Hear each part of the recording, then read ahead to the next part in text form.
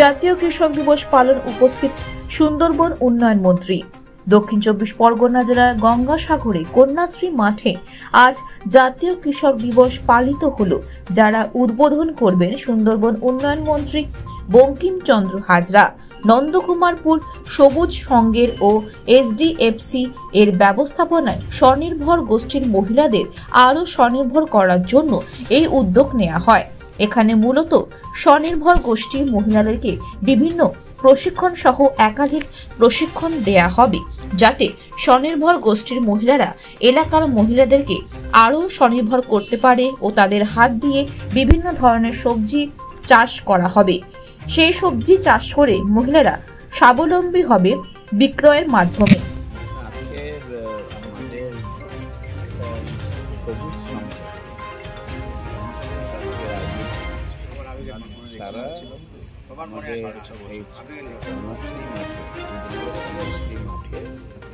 ওরা জাতীয় কৃষক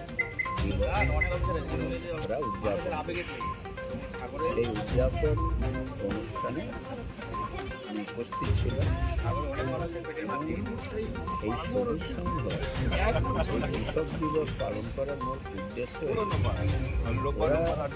যেহেতু একটা NGO, সেই NGO হিসাবে এরা রুদ্রনগর, ঝগড়াট, গঙ্গাসাগর এবং ধসপাড়া 2 এই 4টা পঞ্চায়েতে ওরা সেবামূলক কাজকর্ম করে থাকে। আমফান এবং তাছাড়া ওরা একটা রিসোর্ট তৈরি করেছে এবং এখানে লাইভলিহুড প্রজেক্টকে সামনে রেখে তারা কাজকর্ম করে থাকে। তাতে আমরা দেখতে পাচ্ছি যে বাংলার যে মুখ্যমন্ত্রী মমতা বন্দ্যোপাধ্যায় যে আনন্দধারা প্রকল্প, এই প্রকল্পের মাধ্যম দিয়ে মায়েরা আজকে স্বনির্ভর হয়ে উঠেছে।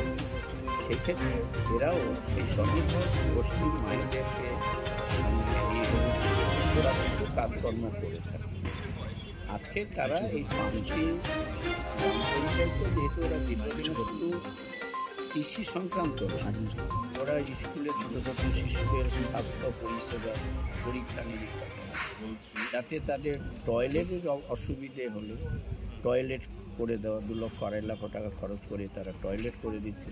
কোনো বিদ্যালয়ের যদি মানে করা রেজিস্ট্রেশন করা দরকার আছে বা তারা যদি কালারিং না থাকে সেগুলোও তারা করে দিচ্ছে, ইনোভেশন তারা করে দিচ্ছে এবং বহুবিধমূলক ওরা কাজকর্ম করে থাকে। তার একটা সার্টেন পার্সেন্ট বলা যেতে পারে তারা কৃষকের কী করে অর্থনৈতিক সামাজিক উন্নতি হয়, কৃষকের জন্য তারা কাজকর্ম করে থাকে।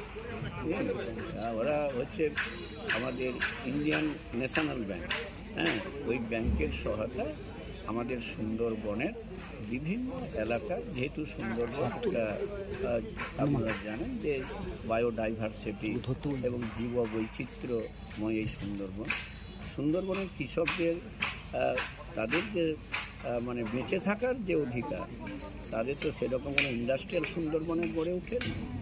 সেই জায়গাতে মিল ধরে কি মধু সংগ্রহ করে তারা নিজেরা নিজেদের পায়ে দাঁড়াবার চেষ্টা করে আর ফসল ফলায়। সেই ফসল খেয়ে শহরের অঞ্চলের মানুষ বেঁচে থাকে।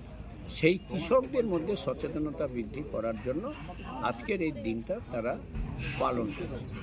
সরকার চলছে, আপনাদের যা কিছু সমস্যা